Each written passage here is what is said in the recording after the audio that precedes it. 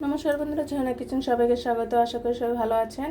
আজকে একটা রেসিপি নিয়ে আসছে। আজকে তৈরি করব রুই মাছ দিয়ে সিম তরকারি। আমরা এখানে বড় বড় সাইজে রুই মাছের পিঠের চাক নিয়েছি আর সিম এভাবে আমরা টুকটো করে কেটে নিয়েছি। আর আমাদের লাগছে এখানে ছোট সাইজের একটি পেঁয়াজ কুচি করে নিয়েছি, 1 চিমটি পরিমাণের মতো কালো জিরে আর 5 থেকে 6টি কাঁচা লঙ্কা আমরা এভাবে চিড়ে নিয়েছি। এখানে হলুদ, লঙ্কা এবং ধনিয়ার গুঁড়ো নিয়েছি। আর এখানে মাঝারি সাইজের একটি পেঁয়াজ এবং 1 চিমটি পরিমাণের মতো কালো জিরে শিলপাটায় বেটে নিয়েছি। প্রথমে আমরা মাছগুলোকে হলুদ এবং লঙ্কার গুঁড়ো দিয়ে ভালোভাবে মাখিয়ে নিব। প্রয়োজন মতো লবণ। প্লিজ বন্ধুরা এখনও যারা সাবস্ক্রাইব করেনি তারা একটি সাবস্ক্রাইব করে দিবেন এবং একটি লাইক করে দিবেন। আপনারা পাশে থাকবেন, নতুন নতুন রেসিপি নিয়ে আপনাদের সামনে হাজির হব। সিম এবং রুই মাছ দিয়ে অনেকভাবে খেয়েছেন। এভাবে যদি মাত্র ছোট এক টুকরো পেঁয়াজ আর 1 চিমটি কালো জিরে দিয়ে এভাবে যদি রান্না করেন, চেটে পুটে খেয়ে নেবেন, এতটাই টেস্ট হয়। আমাদের মাছগুলো মাখানো হয়ে গিয়েছে, এখন আমরা তেলে ভেজে নিব। আমরা কড়াইতে তেল দিয়ে দিয়েছি 1.5 চা চামচ পরিমাণের মতো। এখন মাছগুলো এর মাঝে দিয়ে দিব। মাছগুলো আমরা দিয়ে দিয়েছি, এখন মাছগুলো ভালোভাবে ভেজে নেব। আমাদের মাছগুলো ভাজা হয়ে গিয়েছে, এখন আমরা নামিয়ে নেব।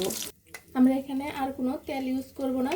মাছ ভাজার তেলের মাঝে আমরা দিয়ে দিব পেঁয়াজ, 1 চিমটি পরিমাণ কালো জিরা আর গোটা কাঁচা লঙ্কা। আমরা অবশ্যই কমেন্টসে জানাবেন কেমন হলো।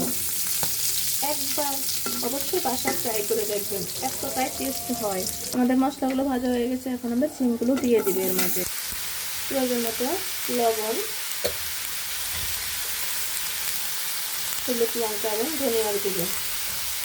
আপনার ঝালটা আপনার পছন্দ অনুযায়ী বাড়িয়ে কমিয়ে দিয়ে দিবেন। এখন ভালোভাবে আমরা কষিয়ে নিব। আমাদের সিমগুলো কষানো হয়ে গিয়েছে, এখন আমরা জল দিয়ে দিব।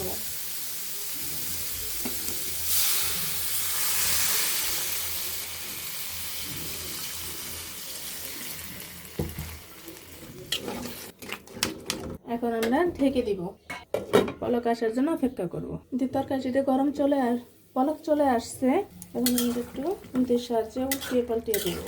সিমগুলো সিদ্ধ হয়ে গেলেই আমরা মাছগুলো দিয়ে দিব, আবার আমরা ঢেকে দিব। আমাদের সিমগুলো প্রায় সিদ্ধ হয়ে গিয়েছে, দেখুন বন্ধুরা, এখন একদম সিদ্ধ হয়ে গিয়েছে। এখন আমরা বেটে রাখা 1 চিমটি পরিমাণের মতো মাঝারি সাইজের পেঁয়াজ এবং 1 চিমটি পরিমাণের মতো কালো জিরে আমরা শিলপাটায় বেটে নিয়েছি। আপনারা অবশ্যই এভাবে একবার হলো খেয়ে দেখবেন, এতটাই মজার হয়, আপনি না খেলে বুঝতেই পারবেন না। এখন আমরা আবার ঢেকে দিব।